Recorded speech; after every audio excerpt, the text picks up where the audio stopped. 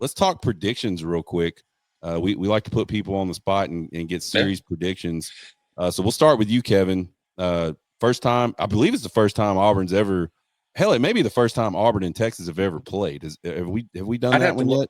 I'd have to look back and see. If it was y'all would have kicked us out during one of our a few College World Series appearances.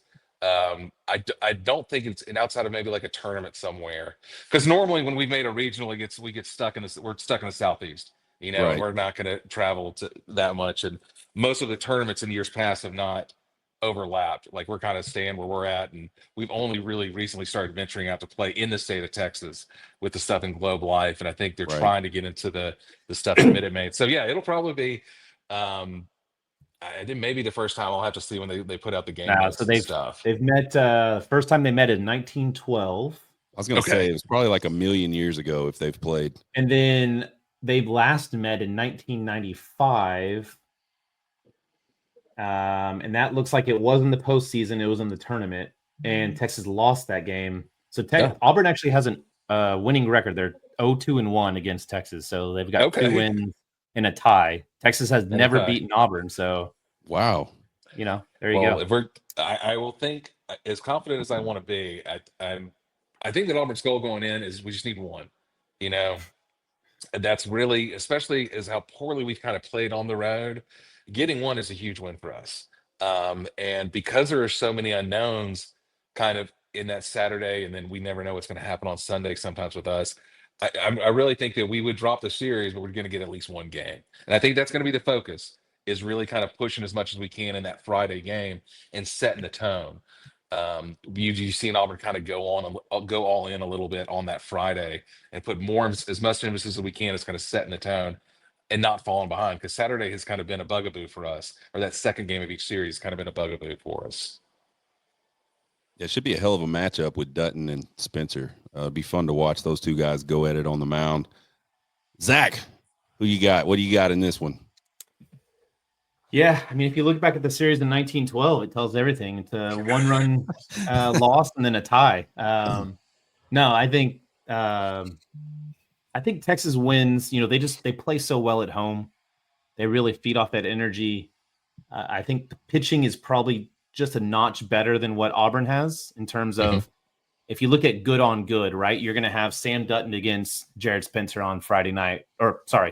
This is a Thursday to Saturday series for everyone that didn't remember that, including myself. But it's hard to bet against Spencer. He keeps you in that game so well, and then the ability to roll out a guy like Max Grubbs, I think that just favors Texas just a little bit. And then I think Saturday, favors Texas with Ruger Riojas going against a freshman, whether it's Alvarez or one of your other guys from Auburn. And so, if Texas is able to win if they're able to win Thursday, I feel really good about them being able to win the series. I do think that there's a very likelihood that, just law of averages, they're going to cough up a game somewhere. So, that Saturday game could make sense. I too have been a huge fan of Cade Fisher. When he committed to Auburn over the summer, during the transfer portal, I was like, man, that's going to set up Auburn really, really well for them trying to rebuild that pitching staff. It hasn't necessarily gone as well for him as I think most people thought it might, but he's got some electric stuff from the left side, and he really does have some really good pitchability. So yeah, I think 2-1 Texas takes the series and evens up this ridiculous 0-2-1 series history. What do you got, Mark? Love that.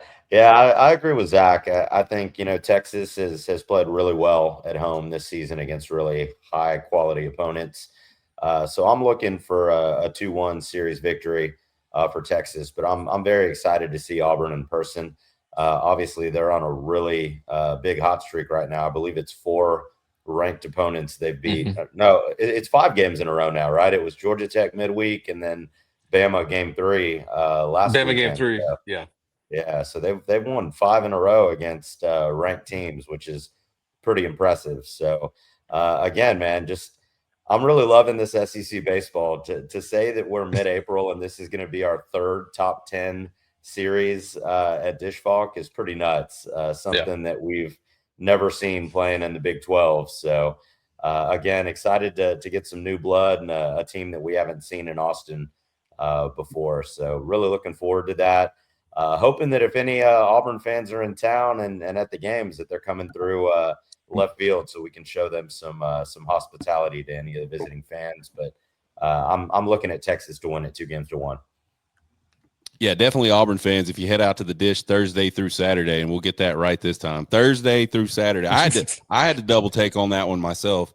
I forgot that I don't think any other conferences do that. So the SEC plays basically every single game on TV, and so they have to shift a few of the series over to Thursday through Saturday to get that done efficiently, I suppose. It's Easter weekend. Well, it's Easter weekend too. That could be it too. But dadgummit, we're going to Arkansas and we're playing Thursday through Sunday. Was that Mother's Day weekend or something? No, so SEC is the only one that really does that Thursday to Saturday. The Big 12 did Easter, and then they did the final series of the season just because you want to set yourself up for the tournament. Right. But yeah, due to TV schedule and everything, it gives that little prime time on Thursday night. But man, it makes it tough coming back from Kentucky, short week against an RGV team, and then have to turn around and have Hot Auburn there, which for those listening, there might be some schedule change, just FYI. So keep an eye out for Wednesday announcement around times. So. All right, we'll be watching for that. But Auburn fans, get out to left field. It's a hell of a good time. Y'all enjoy it. Mark and the guys will take care of y'all. To me, this is an interesting one because I don't think anybody – I mean, even Texas fans that had the highest hopes for Texas, I don't think we looked at the schedule and went, Auburn's going to be a top 10 team when they come to Dish Falk in April. So that's going to be really cool. And, you kind of talk about trap games in baseball. I do trap series. This one could be one where you like you just had this really rough one against Kentucky. You got out of there with 2 wins. You got to be happy with that, but it was rough, man. And we're still dealing with some injuries. I'm going to take Texas to get it done 2-1, but I think it's going to be another one of them ugly. Like, I think it's going to be an ugly deal. I think Auburn's got some guys that are building confidence on that pitching staff. So I just kind of, I don't know. I get the feeling it's not going to be as, I don't know. It's not going to be as magical, I don't think, as that Georgia one. I think we're going to see some ugly baseball, and whoever gets it done will get it done just grinding. And I think, we're halfway through the SEC schedule. I think that's what we're going to have to do a lot. Everybody's going to have to do that a lot in the SEC if they want to come out on top. So we got Kevin saying, just get one, baby. And we've said that a lot on this show. Just get one on the road. And I think, picking that Thursday night, you got a good guy on the bump to get that done. And then the rest of us here at the Bullpen are saying 2-1 Texas. So we're all on the same page with that one.